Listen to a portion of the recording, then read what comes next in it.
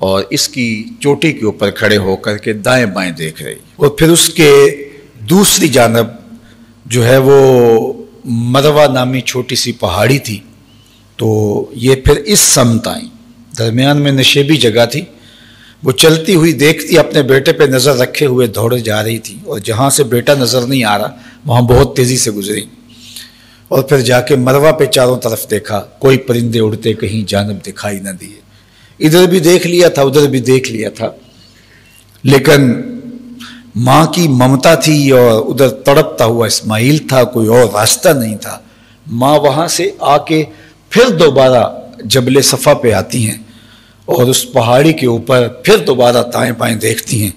کہ کوئی اڑتا ہوا پرندہ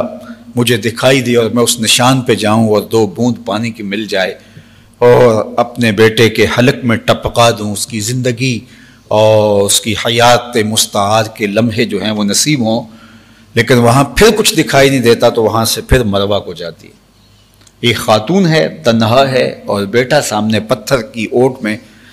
تھوڑا سا جو سایہ پڑ رہا ہے اس کی اوٹ میں لیٹا ہوا ہے، اور پھر وہاں سے مروہ کے جاتی ہیں،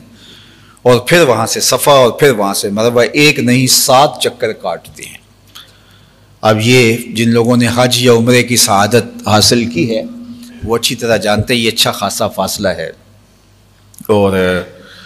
ایک خاتون کے لیے اب تو وہاں جو ہے وہ ٹھنڈا ماحول پیدا کر دیا اور جگہ جگہ کولر نصب کر دیے ہیں تاکہ تھک جائیں تو تھوڑا سا پانی پی لیں، لیکن اس زمانے کے اندر یہ چٹیل پہاڑی تھی اور اوپر جو ہے وہ آگ برساتا ہوا سورج اور نوکیلے پتھر، اور حضرت حاجرہ سلام اللہ علیہا اپنے بیٹے کو وہاں لٹا کے خود پیاس سے اور بھوک سے نڈھا ہیں، لیکن کبھی صفا پہ کبھی مروہ پہ جاتی ہیں۔ ذرا تصور کے اندر ماں کے اس پیار کا روپ دیکھو، اللہ اکبر، اپنے بیٹے کے لیے ماں کی بے تاب تڑپ دیکھو۔ اور پھر جو ہے وہ جب مروہ پہ پہنچی اور 7 چکر پورے ہو جاتے ہیں، 7 اشواط ہو جاتے ہیں، تو ظاہر ہے کہ بار بار ادھر ادھر دیکھ کر کے تو طبیعت میں ایک مایوسی اترنے لگتی ہے، لیکن اللہ سے امید کا رشتہ نہیں ٹوٹتا، اور ادھر ماں کی بے چینیاں ہیں اور بیٹا ایک پتھر کی اوٹ میں لیٹا ہوا ہے، اور حضرت حاجرہ 7 چکر کاٹ چکی ہیں، اور اب ظاہر ہے کہ جو ظاہری اسباب ہے وہ تو کہیں دکھائی نہیں دے رہے، اور ماں کا دل دھڑک رہا ہے اور بیٹے کی زندگی کی دعائیں مانگ رہی ہے، تو اچانک دور سے مروہ پہ کھڑے ہو کر دیکھا کہ بیٹا ایڑیاں رگڑ رہا ہے، تو ظاہر ہے شدت پیاس کی اور بھوک کی، اور بھوک اور پیاس میں بچے ایڑیاں رگڑ رگڑ کے جان دے دیتے ہیں۔ ماں بے چین ہو گئی، شاید اور بھی چکر کاٹتی، لیکن ماں پھر مروہ سے سیدھا جو ہے وہ وہاں آئی جس پتھر کی اوٹ میں، جس حجر کے سائے میں کو حضرت اسماعیل علیہ السلام کو لٹایا ہوا تھا۔ ماں جب قریب آئی تو منظر بدلا ہوا ہے کہ جس کو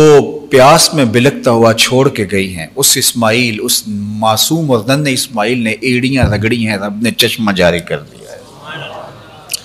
اور پانی بہہ رہا ہے تو تیزی سے دوڑی اور منڈیر جو ہے وہ اس کے گرد کر دی اور کہا زمزم،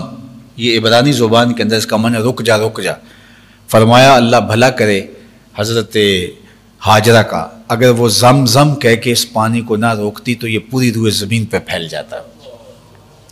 اب یہ پانی کا انتظام اللہ جل شانہ نے کر دیا، جو عزتوں کا ظرف قرار پایا حضرت اسماعیل کے قدموں کی وجہ سے یہ پانی مبارک قرار پایا۔ جو زمزم ہے یہ تبرک کے طور پہ پیا جاتا ہے، اور یہ دوا بھی ہے، شفا بھی ہے اور غذا بھی ہے، مشروب بھی ہے اور معقول کا کام بھی دیتا ہے، اس سے پیاس بھی مٹتی ہے، اس سے بھوک بھی مٹتی ہے۔ اللہ اکبر، پوری دنیا پر تبرکن لے جایا جاتا ہے۔ میں آپ کو بتاؤں کہ جتنے چشمے جن سے یہ دریا نکلتے ہیں یہ کس نے جاری کیے ہیں، تو آپ سب کا جواب ہوگا اللہ نے جاری کیے۔ یہ دریا کس نے جاری کیے؟ آسمان سے بارش کون برساتا ہے؟ زمین سے پھوٹتے ہوئے پانی کے چشمے اور جو ہے وہ پھوٹتے ہوئے جھرنے، یہ کس کے کرم سے ہیں؟ سب چشمے اللہ نے جاری کیے ہیں۔ تو جس طرح اللہ نے باقی چشمے جاری کیے ہیں، یہ زمزم بھی اسی نے جاری کیا ہے۔ باقی یوں متبرک نہیں ہے. یہ متبرک کیوں ہے؟ اس لیے کہ اس چشمے نے ایک پیغمبر کے قدموں کے بوسے لیے ہوئے، اس وجہ سے یہ معتبر ہوا، یہ عزتوں کے لائق ہوا اور یہ وقار کی ضمانت ہوا. اللہ اکبر. اب ایک جانب تو اللہ تعالیٰ نے ماں کی بے تابی کو صلہ دیا کہ چشمہ جاری کر دیا جو قیامت تک حضرت اسماعیل علیہ السلام کی خیرات زمانے کو نصیب ہوتی رہے گی، اور دوسری جانب اللہ جل شانہ نے ماں کے اس پیار کو اور ماں کی تڑپتی ہوئی ممتا کے انداز کو قیامت تک کے لیے باقی رکھ دیا کہ اے ہاجرہ، تو نے اپنے بیٹے کے لیے یوں چکر کاٹے تھے،